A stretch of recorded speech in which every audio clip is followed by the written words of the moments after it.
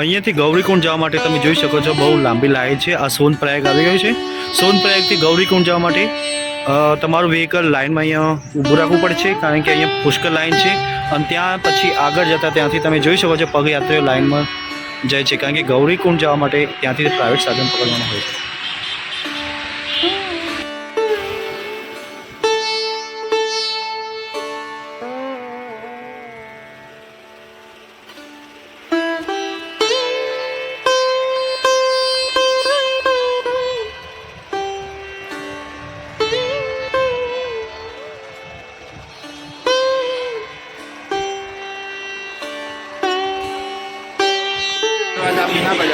અહીંયા જોઈ રહ્યા છો ગૌરીકુંડ જવા માટે લાઈન લાગી છે. જો તમારે ગૌરીકુંડ જવું હોય તો લાઈનમાં લાગવું જરૂરી આવશ્યક છે.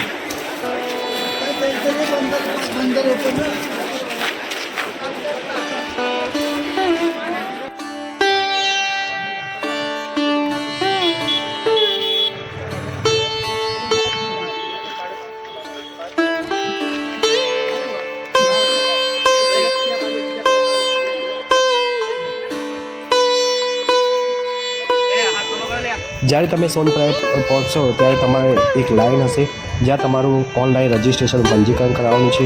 એ પંજીકરણ કરાયા પછી તમે આગળની યાત્રા પર જશો. એટલે સૌથી પહેલાં તમને જણાવી દઉં કે તમારે અહીંયા ખાસ કરીને ઓનલાઈન પંજીકરણ કરાવીને આવવાનું છે.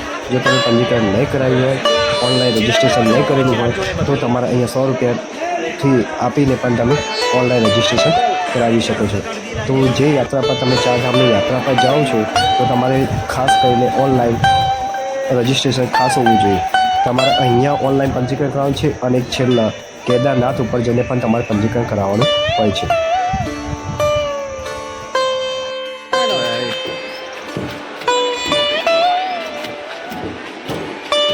અરે અવાજ થાય એટલે જોર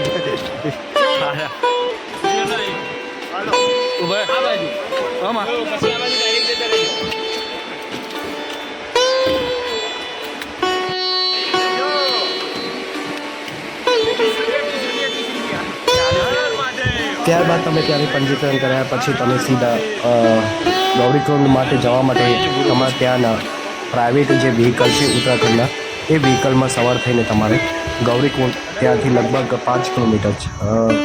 5 કિલોમીટર જેવું હશે તે ગાડીમાં સવાર થઈને તમારે ત્યાં પહોંચાડવામાં આવશે. અમારે ત્યાં જ્યારે પહોંચતા અમારા માટે બહુ તકલીફનો સામનો કરવો પડે, કારણ કે લાંબી લાઈનો હોવાથી અમારે 1 કિલોમીટર વહેલા ઉતરી જઈને અમે ત્યાંથી ચાલતા થયા.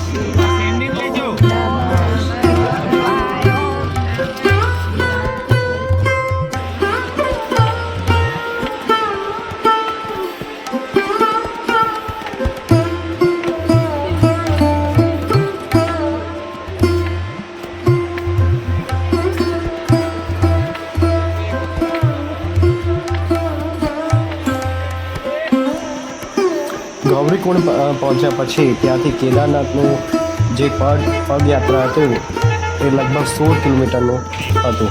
ત્યાંથી અમે બધા મિત્રો ચાલતા થયા.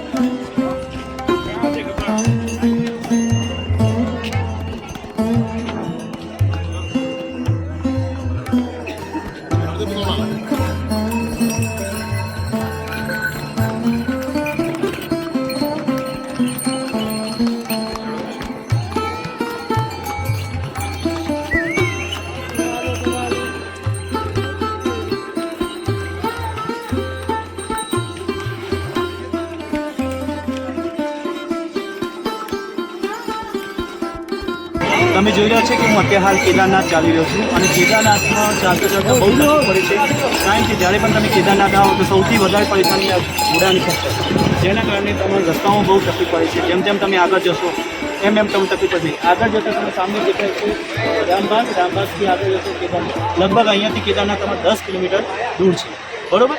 તો તમારે જેમ બને એમ થોડું સામાન જેટલું હોય એટલું હલકું લઈને આવજો, વધારે પડતું સામાન લઈને આવો, કારણ કે જેના કારણે તમે ચાલવાની તકલીફ પણ પડશે.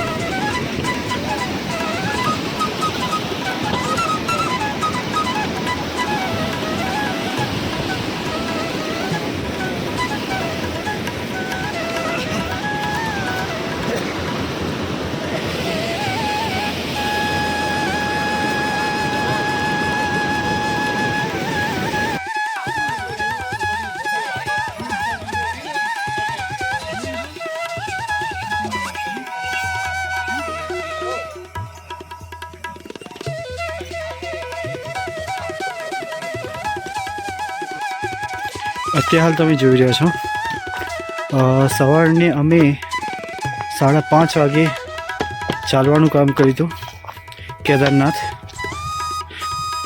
ને અત્યારે હાલ હું મારા બેઝ કેમ્પ પર જે મિત્રો રોકાય છે ત્યાં જઈ રહ્યો છું. લગભગ લગાતાર ધીમે ધીમે કે ચાલી રહ્યો છું. બીજા મિત્રો ત્યાં રોકાઈ ગયો છું. અત્યારે રાતના સીનમાં આ બરફ જુઓ, તમે જોઈ રહ્યા છો બરફ છે બહુ. મેં તો ટેસ્ટે કરી લીધો બરફ પર તો ખાધું. જો પાણી ના મળે તો થોડું ગળું પલાળતું રહેવાનું એવું કીધું છે, એટલે મેં બરફના 2-3 ગાગડા ખાઈ ગયા. હવે જે થવું એ થાય. કેદારનાથ જવું એટલે જવું, કે ગમે તે બીમાર થઈને જાઓ કે ગમે તે જવાનું એટલે જવાનું. તો અત્યારે હાલ હું મારા બેઝ કેમ્પ પર જઈ રહ્યો છું. લગભગ અહીંયાથી 1.5 કિલોમીટર જેવું છે મારા બેઝ કેમ્પ પર જવાનો રસ્તો છે. હવે એ ક્યાં રોક્યું છે ખબર નહીં, કારણ કે એમને એડ્રેસ આપ્યો, લોકેશન મોકલ્યું છે. એ બેઝ કેમ્પનું છે કે કયું છે એ ત્યાં જઈને ખબર પડશે. અને ત્યાંથી મારે કેદારધામ બહુ નજીક પડશે, એટલે સવારે વહેલા નહીં ધોઈને તૈયાર થઈને કદાચ આરતીનો લાવો મળે, ના મળે તો કંઈ નહીં, દર્શનનો લાવો તો જરૂર મળશે. આ મારી કેદારનાથની યાત્રા હતી. આજે કેદારનાથ ચાલવામાં જેટલી કઠિનાઈ પડી છે એ બહુ તકલીફવાળું છે, કેમ કે રસ્તામાં જ્યારે શરૂઆત કરી ત્યાં સૌથી અમને પરેશાન માત્ર ઘોડા અને ખચ્ચર, આ 2 લોકોએ બહુ પરેશાન કર્યા છે. કારણ કે એ રોડ એમનો છે એમ સમજીને ચાલે છે. આપણે જતા હોય તો એ ધ્યાન નહીં આપતા કે ઘોડો સામે આવી રહ્યો છે, આપણે ડાબા હાથે જાય તો ઘોડો સામે આવી રીતે એમને બાજુમાં પણ નહીં કરતા. તો કેટલાક લોકોનો ઘણા યાત્રીઓ બધા કંટાળે છે કે આમને કેટલી પણ કમ્પ્લેન કહેવામાં કોઈ એનો જવાબ મળતો નથી. એ ખુદ કહે છે કે કરો કમ્પ્લેન, કોઈ ફરક પડતો નથી. તો ધ્યાન રાખો કે આમાં થોડો સુધાર કરવા જેવું છે કે ઘોડા અને ખચ્ચર એમના માટે અલગ લાઈન રાખો, અને પર્વત જે આ યાત્રીઓ આવે છે જે પગપાળા જઈ રહ્યા છે એમના માટે આપણે એક અલગ લાઈન, એટલે એવું એક સિસ્ટમેટિક ગોઠવો જેથી કરીને કોઈ પરેશાન ના થાય, એમને આવું જવું એમાં જઈ શકે. તો ફ્યુચરમાં જો આવું થાય તો બહુ સારું રહેશે. અને હા, જેમને પગપાળા ના જવું હોય તો અહીંયા ઘોડા અને ખચ્ચરની વ્યવસ્થા છે, તેમજ બીજું હેલિકોપ્ટરની પણ વ્યવસ્થા છે, પરંતુ એનું તમારા એડવાન્સ બુકિંગ હોવું જોઈએ. આ જુઓ બરફ, કેટલું સુંદર બરફ છે, બરાબર. તો અત્યારે હાલ વિડીયો આટલા સુધી સ્ટોપ કરું છું. કેમ્પમાં જઈને ત્યારે વાત, અથવા જો અત્યારે તાકાત હશે તો બનાવીશું, અને નહીં હોય તો સવારે બનાવીશું. આવજો.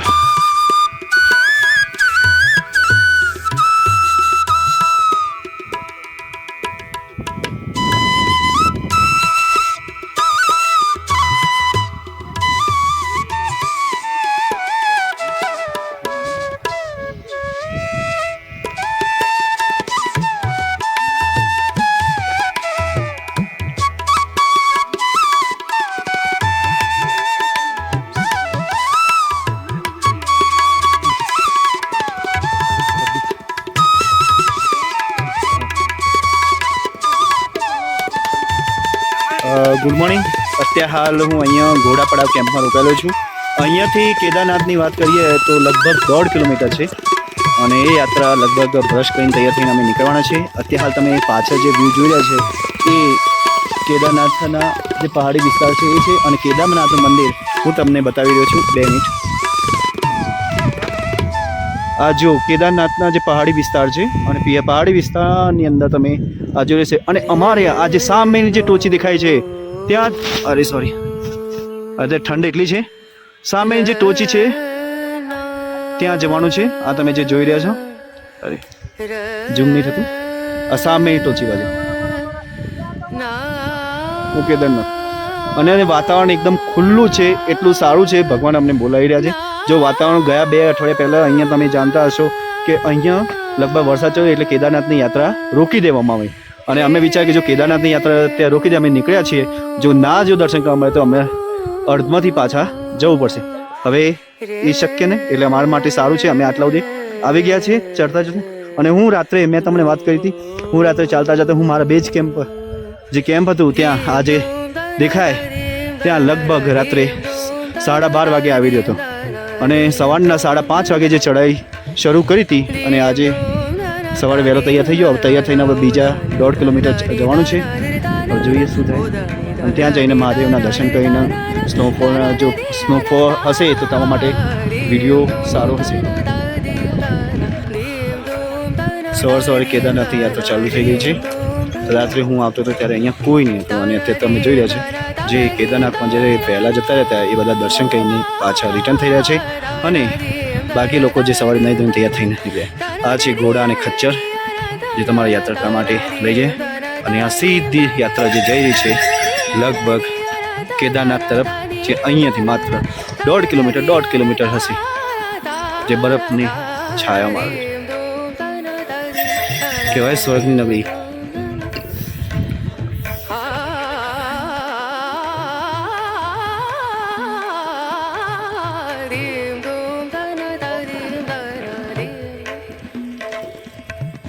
Sare ga ma ga re ga ma pa da ni sa ni da ni da ni da sa ni da ni sa ni ga re sa ni re sa ni da ni sa ni ga ma ga re da ni re sa rim dum da na da rim dum da na dim dum da na dim dum da na na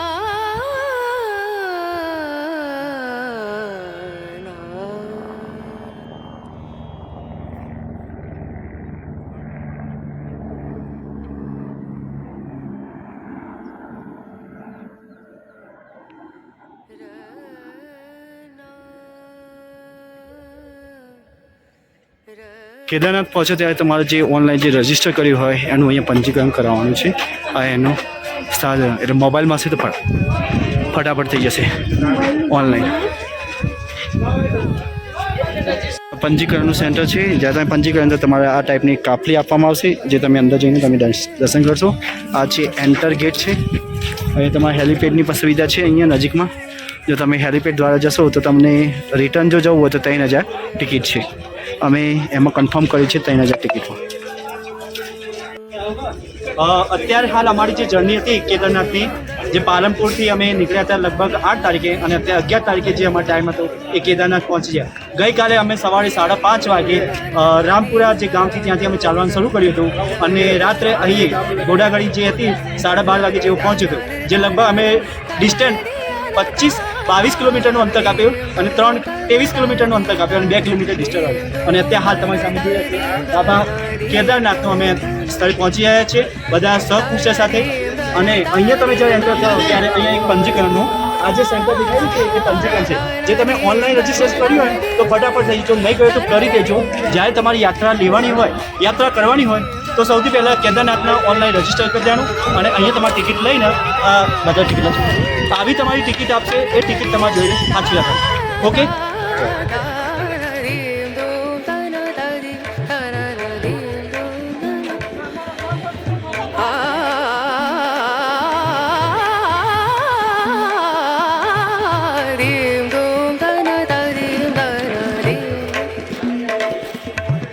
Sare ga ma ga re ga ma pa da ni sa ni da ni da ni da sa ni da ni sa ni ga re sa ni re sa ni da ni sa ni ga ma ga re da ni re sa rim dum da na da rim dum da na dim dum da na dim dum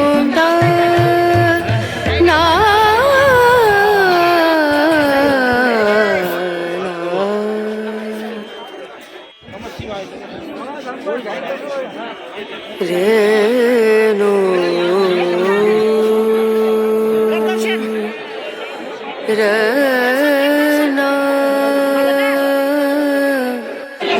કેદારનાથનું મંદિરની વાત કરીએ તો કેદારનાથનું મંદિર લગભગ પાંડવોના સમયમાં એનું બાંધકામ એની સ્થાપના કરવામાં આવી હતી.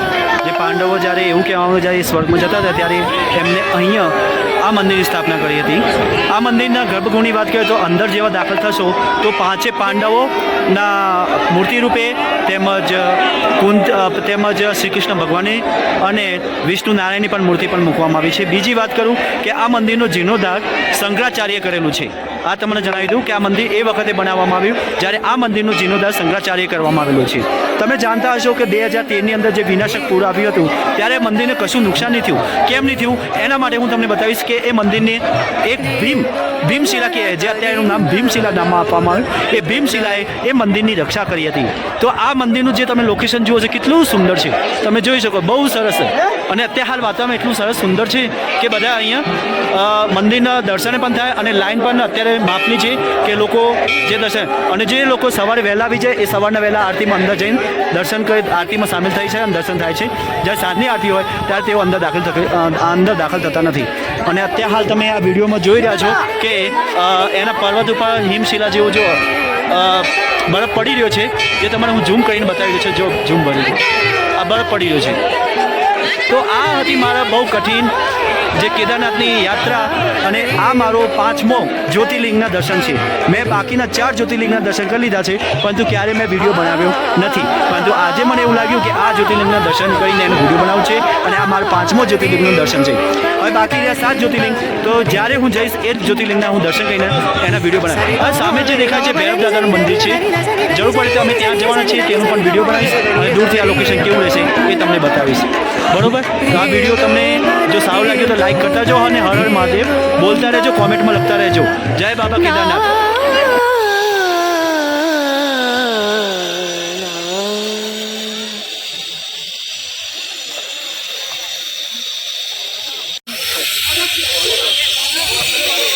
તમે જોઈ રહ્યા છો આ એ શિલાલેખ છે જે આપણા 2013માં આવેલા પૂર એટલે ત્યાંથી જે પૂર આવ્યું હતું ધસમસતું એ પૂર નદીના ટુકડા ના થાય એટલે એ શિલાલેખ મંદિરની આગળ આવી ગઈ.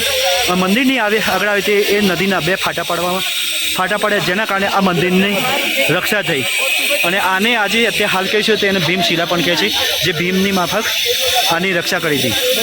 તો આ શિલા 2013માં જે પૂર સમય આવેલી હતી, પૂર આવ્યું હતું ત્યારે આ શિલાએ મંદિરની રક્ષા કરી હતી. તો આ કેદારનાથ મહાદેવનું અહીંયા બહુ સાતત્ય છે અને મહત્ત્વ છે જે આ શિલાલેખ પરથી પણ કહી શકાય છે. તમે જોઈ શકો છો.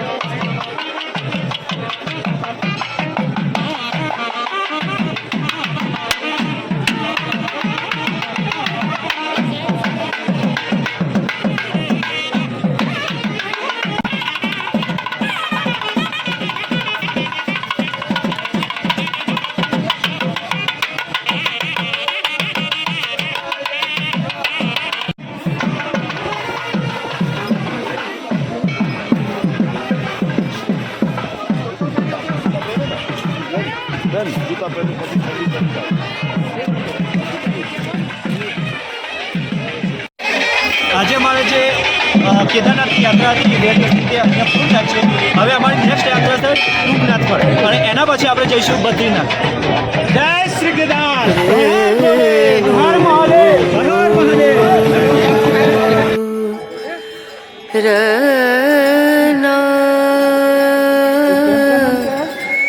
ર na na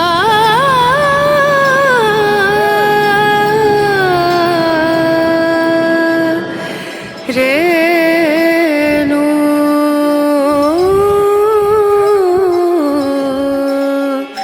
re nu dim dum da na da dim da na na dim dum da na da dim da na dim dum da na dim dum da na da dim da na o da ni da na di da na na o da ni da di da na di da na da di ya na da dim dum da na da dim da na dim dum da na da dim da na dim dum da na da na dim da na da dim da na na da na dim da na da dim da na da na da di ya na da na da na dim da na da dim da na na da na da di ya na da na da dim da na na da na da di ya na da na dim dum da na da dim da na na dim dum da na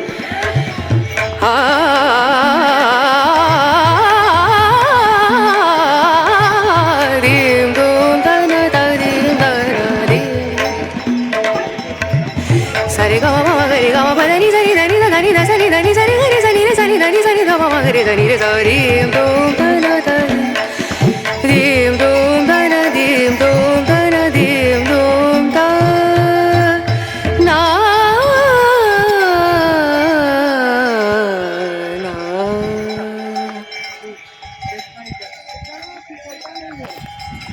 re nu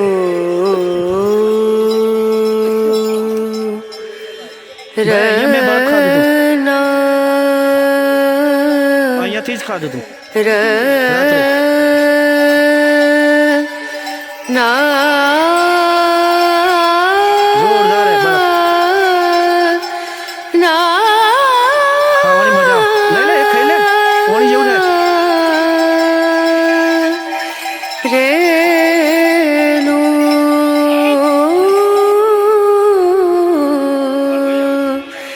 re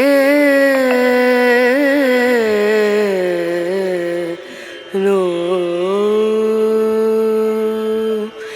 dim dum da na da dim da na na dim dum da na da dim da na dim dum da na dim dum da na da dim da na o da ni da na di da na o da ni da ni da na di da na